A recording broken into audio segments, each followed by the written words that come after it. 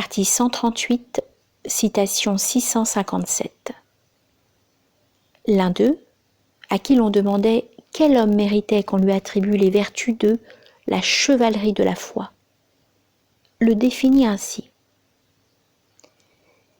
C'est celui en qui l'on trouve le repentir implorant d'Adam, alayhi salam, l'intégrité de Nuh, alayhi salam, dans la piété, la fidélité d'Ibrahim, alayhi salam, à la parole donnée, la sincérité d'Ismaïl, alayhi salam, la pureté totale de Moussa, alayhi salam, dans l'intention, la patience d'Ayoub, alayhi salam, les pleurs de Daoud, alayhi salam, la générosité de Muhammad, alayhi salatu wassalam, la bonté d'Abu Bakr, l'ardeur de Omar, la pureté de Uthman et la science de Ali.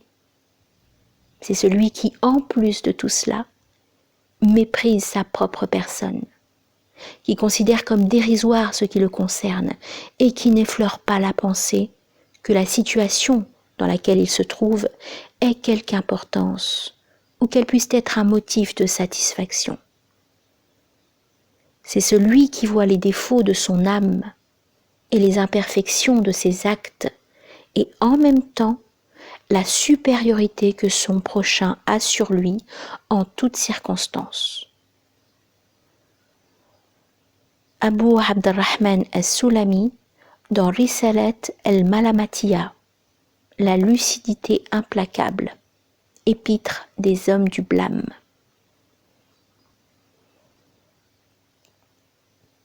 « 658. Quand on a une âme bonne et élevée, qui aime se parer de vertus, s'emploie avec zèle à en acquérir, aspire aux sciences véritables et aux connaissances rigoureuses, on doit rechercher la compagnie de ceux qui sont les mêmes.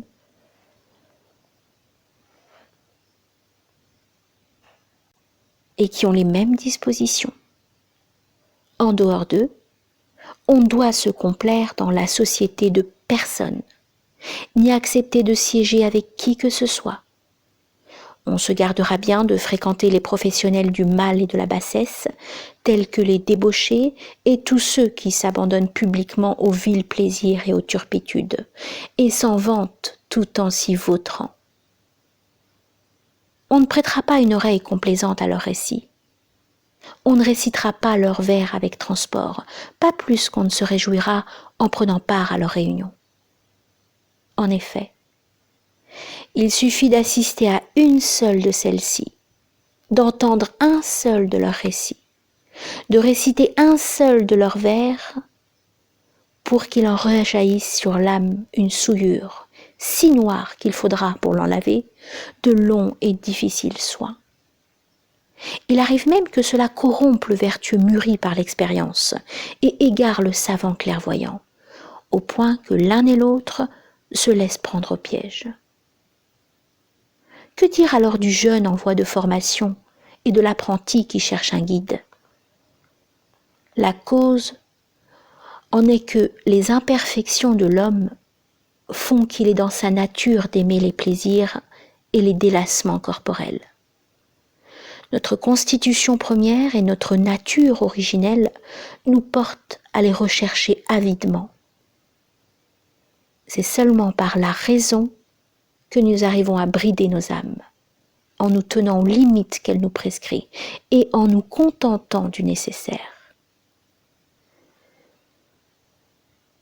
Si j'ai commencé dès le début de cet exposé par formuler la réserve et les conditions qui précèdent, c'est parce qu'en parlant des amis dans le livre précédent, j'ai porté le jugement que c'est avec et par eux qu'on accède au bonheur parfait. Et j'ai dit que leur fréquentation suppose, pour être effective, sociabilité et intimité.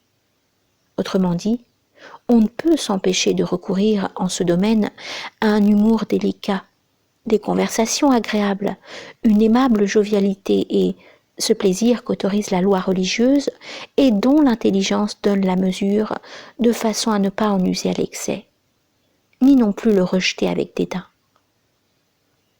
Car quand on atteint l'un des deux extrêmes, on est soit du côté de l'excès qui reçoit les noms du libertinage, désordre moral, dépravation et autres synonymes de blâme, soit du côté du défaut qui reçoit les noms d'imbécilité, renfrognement, morosité et autres synonymes du blâme également. Celui qui tient le juste milieu, c'est l'honnête homme, az-zarif, qui a pour qualité d'être aimable, détendu et de bonne compagnie. Il y a la même difficulté à atteindre ce juste milieu que pour les autres vertus morales. Abu Ali Ahmed ibn Muhammad ibn Yaqub ibn Miskawayh, dans le perfectionnement du caractère et la purification des dispositions,